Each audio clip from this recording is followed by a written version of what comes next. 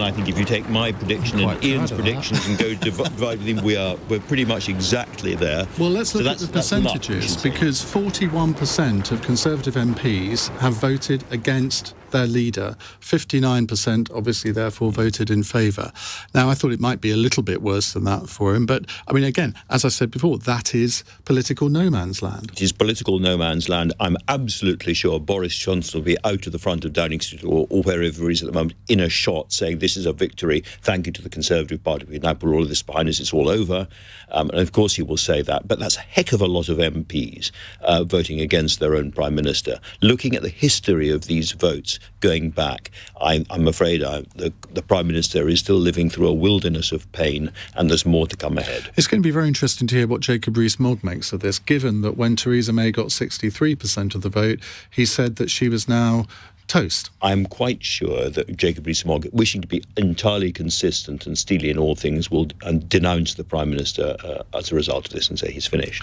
So that's, just to recap, 211 votes in favour of Boris Johnson against 148. So that means that the Conservative Parliamentary Party does have confidence in Boris Johnson by a majority of 63. Now, these figures are going to be pored over for many, many days, probably weeks.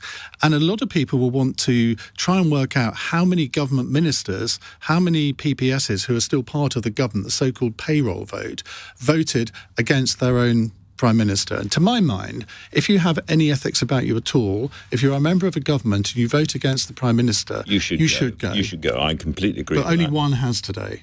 Only one has, I know. And you get lots of stories about other people saying in private that they have done that.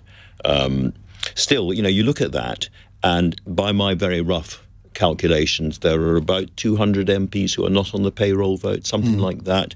So that means a very large majority of the non-payroll vote probably voted against Boris Johnson. And it was on that basis that Theresa May was told that she had really effectively lost the confidence of the Conservatives. OK, there were fewer Conservative MPs then. I think it was about 315, yes, was but it? I was just talking about percentages. But Theresa May had 117 vote against her, which, according to Jacob Rees-Mogg, was a very bad result. Yeah. Well, I don't think this is a very bad result, but it's certainly not a good result. I mean, is that? Am I sitting on the fence there a bit? Well, I think there's nowhere else to sit this evening, frankly. Let's all sit on that same rickety fence, because that's where we are.